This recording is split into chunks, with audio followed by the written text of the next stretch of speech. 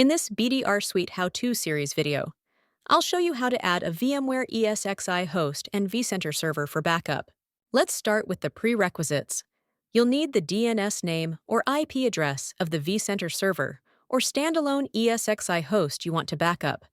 If you're adding an ESXi host, make sure you have credentials with root permissions. And if you're adding a vCenter server, you'll need an account with administrative permissions. By default, BDRSuite uses port 443 to communicate with ESXi and vCenter server. Let us get started. Open the BDRSuite Backup Server console. Enter the username, password, and click Sign In.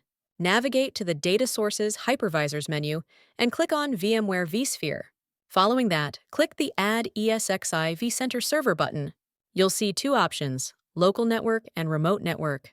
Choose the Local Network option if your backup server in VMware ESXi or vCenter are connected via LAN.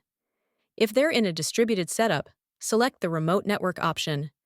In this case, a remote proxy should be set up on a machine with access to the VMware hosts. This remote proxy will manage the connection to the hosts and handle the data transfer during backups. Let me show you how to add a VMware host on a local network first. You can add ESXi host or vCenter server here. But if ESXi host is managed by a vCenter server, it is recommended that you add the vCenter server. This way, even if VMs move between ESXi hosts managed by the vCenter server, BDRSuite will automatically track them and continue the backup process seamlessly. So go ahead and enter the IP address or DNS name of the ESXi host or vCenter server you want to back up. In this video, I'm adding an ESXi host. Next, select the credential. If you haven't set this up yet, just click Add Credential. A dialog box will pop up. Enter a credential display name, then the ESXi host or vCenter server username and password, and save it. Once you entered the host details, click Save. The ESXi host is now successfully added as a data source on the backup server.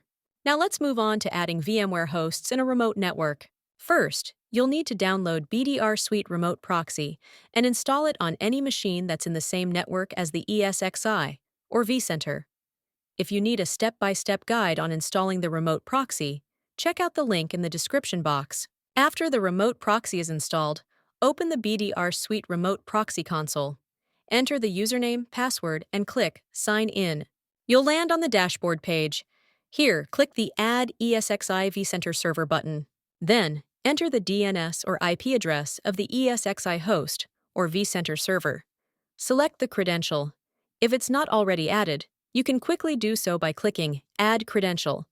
Finally, click Save. Now, the ESXi host is successfully added as a data source for backup on the remote proxy. The host details will sync automatically with the backup server, but you can also manually sync them by clicking the Sync icon. Once synced, head over to the backup server where you'll find the host listed under the Data Sources menu. In the Managed By column, you'll see either the remote proxy name or this server, depending on where the host was added. Now that your hosts are added, you're ready to configure backups for your VMware virtual machines. Navigate to the Backup Configure Backup Virtual Machines menu and click on VMware vSphere. For a detailed step-by-step video on configuring VMware backup and recovery, check out the link in the description box. Now it's your turn to give it a try. Visit our website to start your free trial, and if you need any assistance, contact BDR Support. Thanks for watching.